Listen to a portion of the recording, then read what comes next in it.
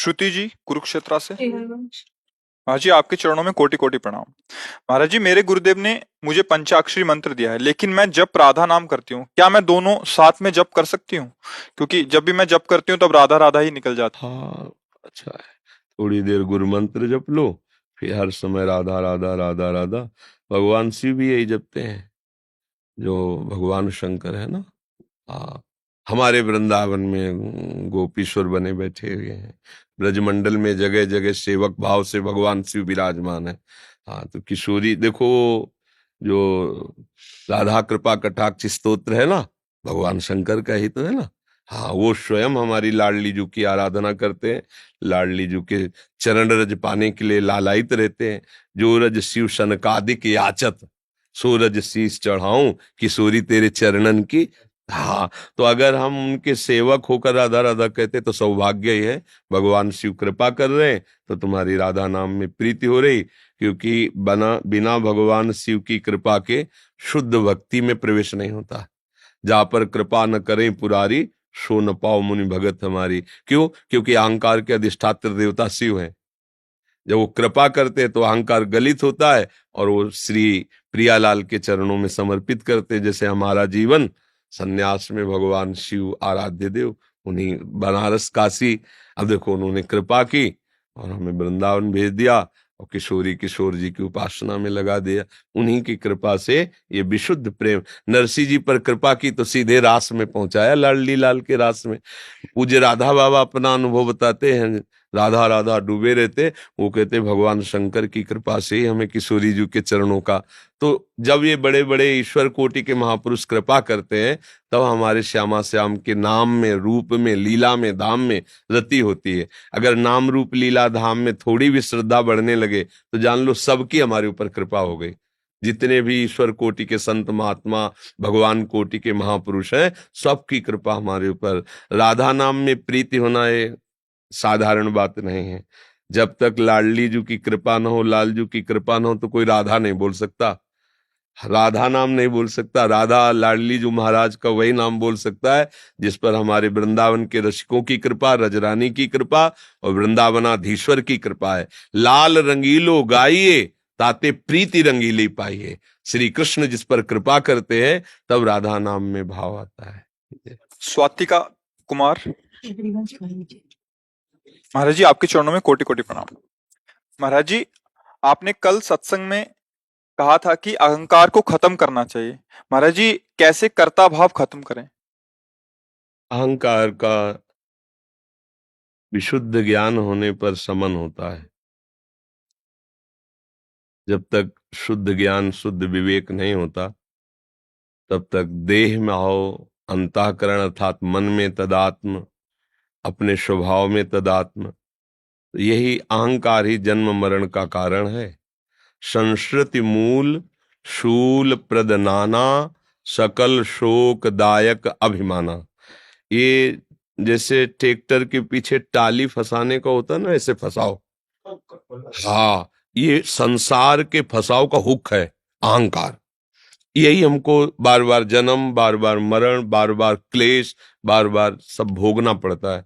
अब इस अहंकार के नष्ट करने का एकमात्र उपाय है, जो अहंकार रहित भगवत प्रेमी महात्मा हैं उनका हम चरित्र पढ़ें, उनका संग करें, तो तिनकी संगति रहत जाति कुल मद सब नंसई।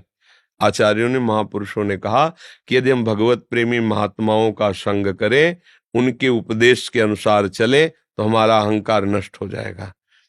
जैसे जैसे भजन बढ़ेगा वैसे वैसे हमारा मलिन अंधकार जो मोह का है वो नष्ट होगा। तब हमें दिखाई देगा कि अहंकार करने लायक कुछ है ही नहीं। अच्छा, ये शरीर हमने थोड़ी बनाया है, इस पे हमारा बिल्कुल कोई अधिकार नहीं है। एक बाल जिस समय टूटना है वो टूट जाएगा, हमारा कोई, देखो, इस पर कोई अधिकार नहीं है। जब अंगुली टूटनी टूट जाएगी, हम कुछ नहीं बचा सकते, कुछ नहीं बना सकते। तो मतलब अब इसका अहंकार करें तो गलत ही ना, हमारा तो है नहीं। ये हमें सेवा के लिए दिया गया है। आप इसे चाहे कुकर्म कर लो, चाहे सुधर्म कर लो, आपको भोगना पड़ेगा। ये आपको एक शरीर मिला है कल्याण कर लो, चाहे आप बंधन कर लो, चाहे भूत बनो, चाहे देवता बन जाओ, या श्री जी की प्राप्ति कर लो, सबके लिए है ये शरीर। अब इस पे जो हम अहंकार कर लेते हैं कि मैं स्त्री, मैं पुरुष, मैं गोरा, मैं काला, मैं गुणवान, मैं रूपवान, आदि आदि आदि, ये है अज्ञान। मैं शरीर नहीं है। देखो ना, जैसे ये घड़ी हमसे दूर है, ऐसे हाथ, ऐसे शरीर हमसे दूर है, पर अज्ञान के कारण लगता है कि मैं शीशा में जब देखते हैं तो थोड़ी लगता है कि शरीर का रूप है, लगता है मेरा रूप है। बस यही अज्ञान है। और ये भजन और भजनानंदी भगवत प्रेमी महात्माओं की आज्ञा के अनुसार चलने से ये अहंकार नष्ट हो जाता है। कृपा निधान भगवान जब देख लेते हैं कि ये ईमानदारी से मेरा भजन करता है, तो वो हुक हटा देते हैं। ये हुक है संसार की, पूरे के पूरे आवागमन का खेल, संसति मूल सूल प्रदनाना, ये शकल शोकदायक अभिमाना। और इससे बचना बहुत कठिन है। अब जैसे 20 वर्ष फलार रहे, तो वल्ली इस बात का अहंकार कि 20 वर्ष मैंने अन्न नहीं खाया, मैंने 20 वर्ष अन्न नहीं खाया, तो शरीर को लेके है ना, मैं इतने वर्ष मौन रहा, मैं इतने वर्ष, ये अहंकार बड़ा सूक्ष्म है। इसे पहचानना, जब तक शुद्ध ज्ञान नहीं होगा, लाडली की कृपा नहीं होगी, तब तक इसे पहचाना नहीं जा सकता। अगर हमें भगवत प्रेमी महात्माओं का संग मिल जाए और उनके प्रदत्त उपासना में हमारा चित्त लग जाए, उनके अनुसार चले, तो हमारे अंदर एक बात आने लगती है कि संत कृपा से, गुरु कृपा से मैं जितेंद्री हो रहा हूं, उनकी कृपा से मेरा भजन बन रहा है, उनकी कृपा से मैं लाडली जी को सेवा कर पा रहा हूं, दुलार कर। अब कृपा शब्द आ गया, अब अहंकार नहीं है। हो सारी क्रियाएं रही, पर वो अनुभव कर रहा है कृपा से। अब अहंकार गलित होता चला जाएगा। जहां हम भगवत कृपा को न लगा करके मैं कर रहा हूं, मैं करूंगा, मैंने किया, वहीं अहंकार का राज्य रहता है। और अहंकार से सिर्फ पतन होता है, सिर्फ पतन। उन्नति आज तक किसी की नहीं हुई। जैसे किसी को दिखाई देता है कि अहंकारी बहुत ऊंचाई पे चढ़ रहा है, तो पूजने के लिए नहीं चढ़ाया जा रहा है, वहां से पटका जाएगा, इतनी ऊंचाई से पटका जाएगा, किसी काम का नहीं रहेगा। अहंकार में केवल परिणाम में पतन ही है, नाश ही है, और दैन्य का कभी नाश नहीं हो सकता। जो भगवत कृपा आश्रित है, उससे बड़ी से बड़ी गलती भी हो जाए तो भगवान कृपा करके संभाल लेते हैं, उसका नाश नहीं हो। नामे भक्ता प्रणश्यति, अहंकारी भक्त नहीं हो सकता, और भक्त कभी अहंकारी नहीं हो सकता। जब तक अहंकार रहता है तब तक भक्ति का प्रादुर्भाव नहीं होता है। इसलिए विचार पूर्वक देखें, तुम किस बात का अहंकार करें, किस बात का करें। हमारी कोई सामर्थ्य नजर नहीं आ रही, इतना भी हम नहीं कर सकते। वहां से रोक हो जाए तो इतना भी नहीं ले पाएंगे, वो जितनी है उतने में, जैसे बिजली चली गई तो उतने में ठप हो जाएगा। ऐसे अब तो विचार पूर्वक देखो तो अपनी तो कोई सामर्थ्य नजर नहीं आ रही। अपने क्या कर सकते हैं, विचार करो, अपने किस सामर्थ्य से युक्त है। वो चाहे तो अभी एक आंख की ज्योति हरण कर ले, वो चाहे अभी कानों की सुनने की, हम मतलब कर क्या सकते हैं। तो ये आ गई, अहंकार गलित होने लगा। प्रभु मैं आपकी, अब समझ में आया, नाथ सब आपसे हो रहा है, आपकी बस यहीं से अहंकार का नाथ शुरू हो जाता है।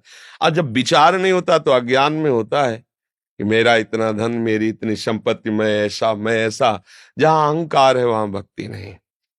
भगवत ऋषि जी महाराज बड़े सिद्ध महापुरुष हुए हैं, स्वामी श्री हरिदास जी के परिकर में। तो वो कहते हैं, विद्या रूप महत्व कुल धन यौवन अभिमान, ये सठ कंटक देखे जहां राय न भक्ति निदान। राय न भक्ति निदान स्वांग सब नगर नारी के, बिसैन हाथ बिकाए नहीं रिझवन भतार के। बोले भरे भक्त का बाना धारण किए यदि अहंकार है, विद्या का, रूप का, कुल का, महत्व का, धन का, जवानी का, किसी भी तरह का, तो बोले वो स्वांग कर रहा है, अभी भरतार श्री हरि को रिझाने की सामर्थ्य नहीं आई। जैसे वैश्या श्रृंगार करती अन्य पुरुष को आकर्षित करने के लिए, ऐसे वो श्यांग कर रहा विषयी पुरुषों को आकर्षित करके धन आदि विषय लेने के लिए, लेकिन वो हरि को आकर्षित नहीं कर सकता। हरि को आकर्षित करने के लिए जो भक्ति चाहिए, वहां कोई अभिमान नहीं चाहिए। अगर कोई अभिमान है तो हरि को आकर्षित नहीं कर सकता। और भगवान का एक स्वभाव है, भगवान को अभिमान पसंद नहीं।